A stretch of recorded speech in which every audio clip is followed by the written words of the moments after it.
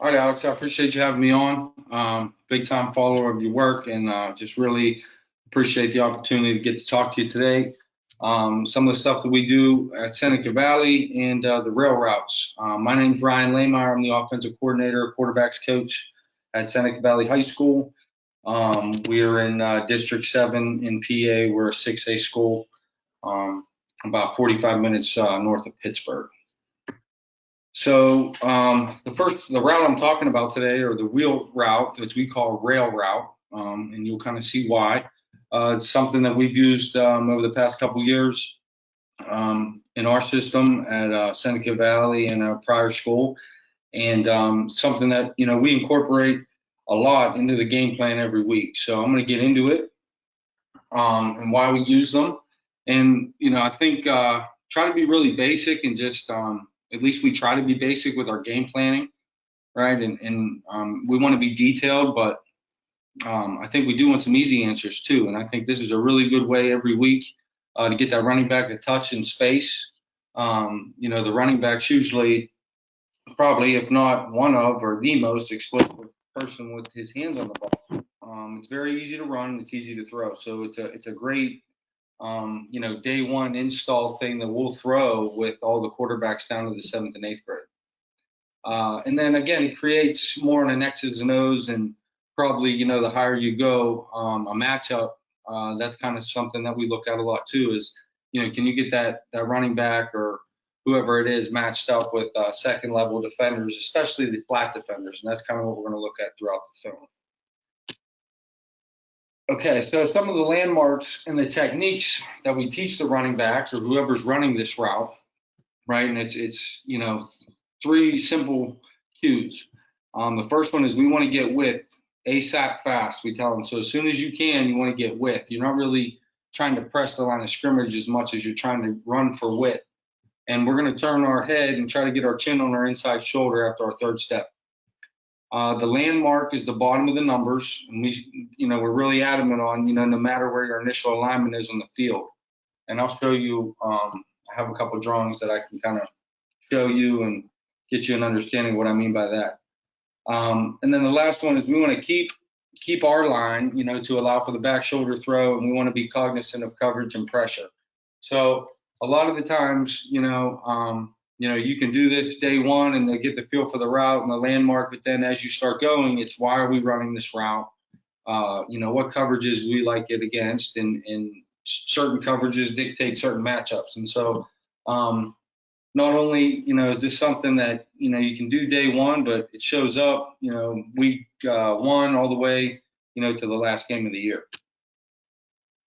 All right, so for just ball in the middle of the field, you can see that landmark's still there at the bottom of the numbers. Now, this is the part of the route, and I don't know if I can draw on this, but that'll really change, right? His initial alignment, and then we always tell the tailbacks, they're going to kind of take their initial alignment to be either right on the inside leg of the tackle, right, or the outside leg of the guard, somewhere in that B gap. And they're going to run for width 3 steps, and the landmark being the bottom of the numbers. Now, we were talking about keeping that line because now for any back shoulder throw or any air the QB might have going this way, considering all the defenders are in here, now we leave ourselves some room, for that room for air to catch the ball. Now, this is probably the rarest of ones that we do, but if you had an FIB look or something to the right, or even if you're running them to the field to the trips, the landmark doesn't change, right? The only thing that changes is this part of the route. So there's a lot more width. It doesn't, it's not rocket science. It's just a little farther, and kind of draw that line. We always tell the running backs, kind of this line that you see on the screen here, draw that line for yourself before we snap the ball and understand, the pace and everything that it takes to get to where you need to be. And then probably one that's ran the most is just, we're on the near hash. Again, landmark doesn't change. We're trying to keep our line so that we have any room for air, back shoulder throw down the field. But then again, it's a little more immediate. So, and you can see here in a couple clips, there's no defense drawn, but the one thing that we really try to, coach this running back up about is whether there's a flat defender here that we're really trying to get the matchup on, or maybe it's a rush peel defensive 5 technique to the boundary, is we don't want to get clipped at the line of scrimmage. We want to break the line of scrimmage clean. If we get any kind of contact on us, we're probably not getting the ball. All right. Okay, so we're going to jump into the film.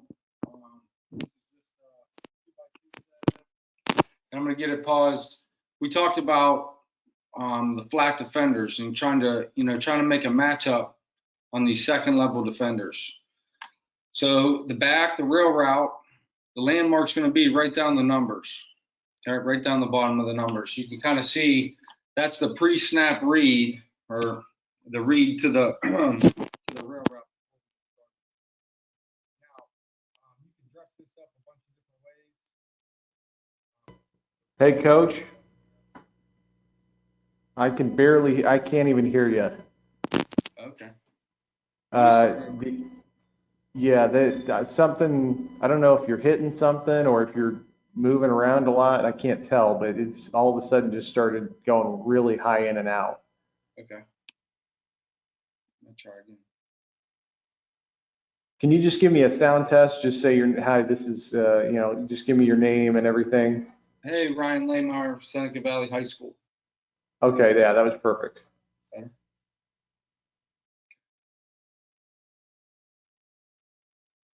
Okay, this first play is just a 2x2 set. We're going to have some motion coming in from the bottom of the screen here. Now, this play is set up where we're going to run the rail route down this sideline. So the landmark for that tailback is going to be right at the bottom of the numbers. He should be looking right at the 0 on the 20. That's kind of where he wants to hit. Now, as we back up, okay, we talked about it before. We're really trying to put the stress on these flat defenders. So the matchup that we're looking for is this flat defender here versus our tailback, and then whatever route we have coming peeking in behind it.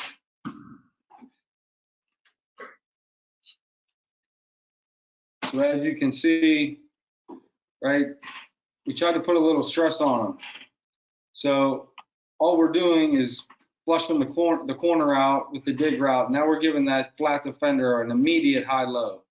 So he can either, come up and attack his flat, which is right in front of his eyes, which I think the bait does, and then we're going to sneak the tailback in right behind him.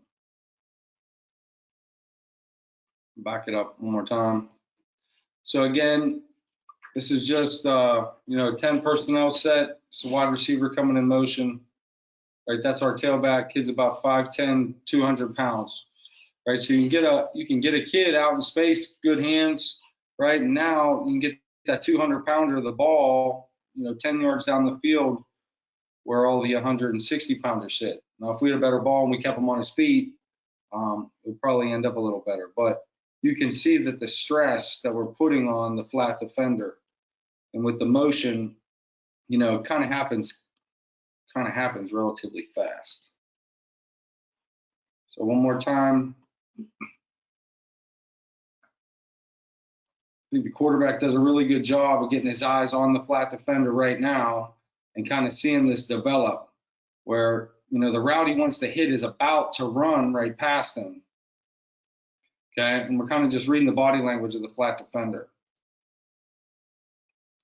Just enough, that he can anticipate the whole shot. So all we're doing is taking that same 2x2 play, right, and dressing it up. This is a different defense, but as you can see with the motion, right, the same play is starting, right? It's just coming in a different direction. It's coming to this sideline now. But if you back it up, this is a pretty dynamic player here in the slot. And all we kind of do with the motion is bring him back and now make him the tailback.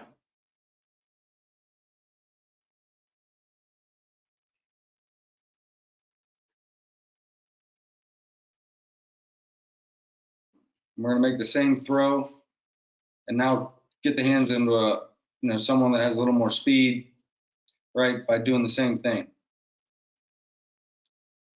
So to back it up, right, I think this is another version of kind of running this rail route into the boundary. So you can see with his initial alignment, You know, he's trying to run right down the bottom of the hash mark here. Or I'm sorry, the bottom of the numbers.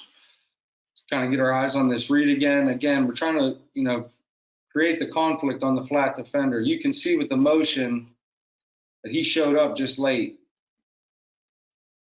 So with everything that's going on between the shifting, right, and the underneath route, you know, we're just trying to make him hesitate just enough. So he takes the man route and then runs right down the sideline. Give it to you one more time. Right, as you can see, it's right there. That's the player that we're trying to kind of put in confusion. The shift makes him show up late, so it does a couple things, right? The quarterback is seeing who's walking over and then going to arrive in that hole. Vice versa, the tailback knows exactly who's walking over, and he's going to see who his matchup is. So this is something that we kind of did on film study. Makes it easy for them.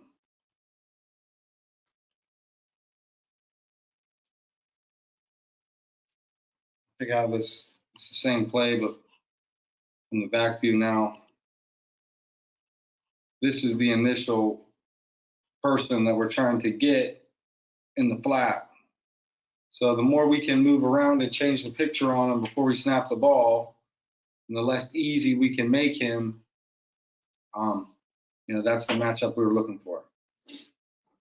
And again, it's the same route, right? Same play, just ran by a different player. Okay, so now here's a two-back set. All right, 4-down defense again. You know, we're getting a lot of one high this week. So this strong safety or boundary safety, whatever you kind of want to call him. Let me back up.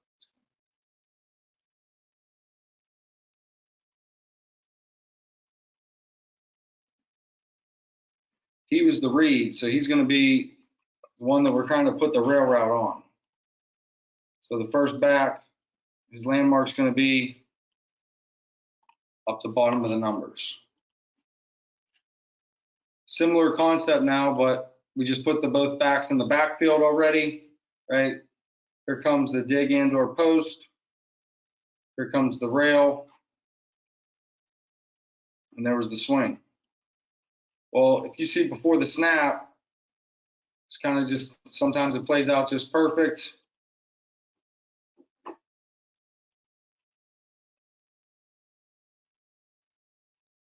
The read that the quarterback's trying to do starts walking down pre-snap, so he knows who he's reading. Now, for whatever reason, they end up making a check, and he goes back and plays the post, right? So that void is opened up immediately. The next closest player to be able to play this is this inside backer, this Will here. So the quarterback knew pretty instantaneously where he was going with the ball. Again, you know, if we can make a better throw there and keep him on his feet, it's probably running down the sideline and not just a first down. Okay, so to change it up a little bit, right? This rail route / wheel, we call them rail routes out of the backfield. Now, from the receiver standpoint, we're going to do the same thing. We're trying to keep the same line. This is an FIB set, but again, all we're going to do is give this flat defender here a little bit of, you know, of a flat route bait in front of his face and see if he takes it, right? And then vice versa, the rail is going to run up the sideline. Okay, so we're going to get it's a really easy picture for the QB, because when you put a trip set out there, he can tell pretty quickly who that flat defender is, right? So this was actually a sophomore quarterback. He came in about 6 games into the year. So, you know, when you're playing with a quarterback in particular that has, you know, little experience, the last thing you want to do is cloudy anything. So we were trying to give him really simple reads. It's very simple for the QBs to understand. He's just going to get his eyes on that flat defender. And you can see how this kind of play is developing here, where he sits and the rail route goes right down the sideline. So we're looking at the leverage of number, ends up holding down that flat defender.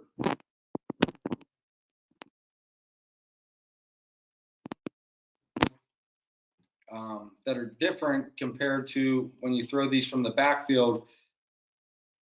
The fact that it's an FIB set, right, and it's already on the left hash and the receivers are to the left, he's standing on the numbers already. So, you know, even just a step or two out, he's actually going to be past his landmark. So this one you have to be a little more particular for. But same play, same type of thing. We're just trying to put that flat defender in a hole and see if we can high-low and pretty an accurate throw.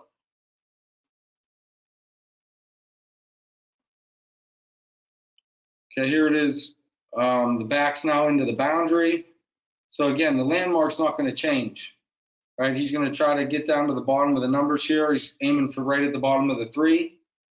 And again, we're putting this flat defender in conflict. Now versus a 3 down front, you know, part of the cat and mouse game per se, or whatever, is if these, if they take the route. So you can see here, you know, we're expecting the conflict to be on the flat defender, who in turn blitzes. Right, so the next defender inside is going to be the one responsible. Not him, I'm sorry.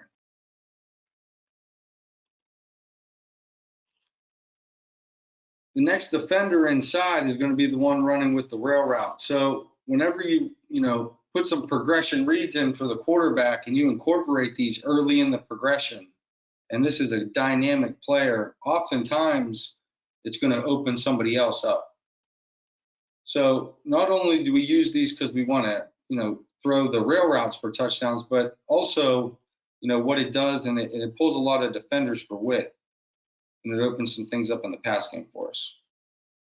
So you can see again here, we're going to run down the bottom of the numbers, pull that defender, and we can get it. Nice pitch and catch, pretty much replace where that defender was running. If you can see pre-snap, you know, that will linebacker's playing about right on the hash mark. He ends up playing the rail route. We're just going to put the ball right back where he left. Quarterback could have been a little sooner.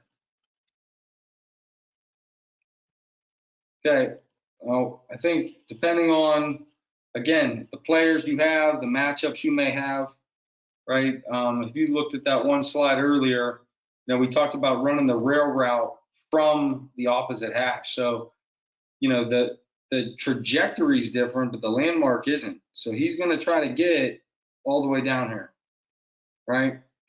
And in turn, similar to the last rep, we're kind of looking at who's going to play him. So you can see the rail route running to the field is really affecting this field safety, just because of the width, you know. So in turn, it's not always going to the rail route per se, but it's a great way to, you know, open up other players as well. Again, there's the landmark. We're going to try to run to the bottom of the hash mark. He does a decent job. I would say that the running back's not running as hard as he should. He should have 3 hard steps. He's kind of eyeing up. You can see he's kind of eyeing up who's covering him. This is something that, again, we talked about earlier in the week, right? And then be able to get get an explosive play to another player.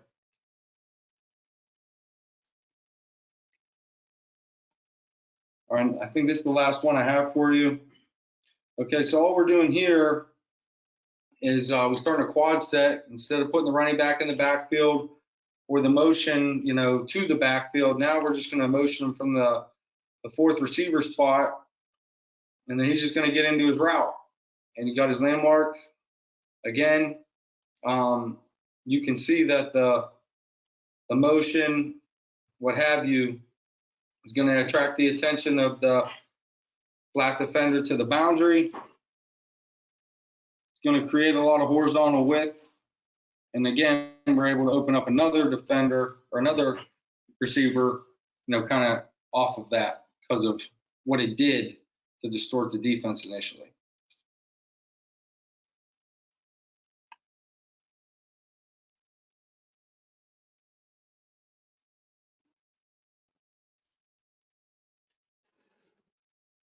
Pretty good player. He ends up actually getting a block here. So you can see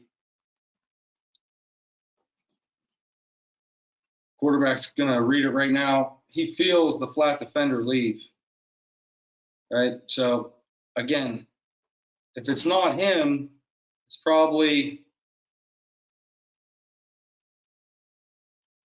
we're going to try to replace that route or play off of it.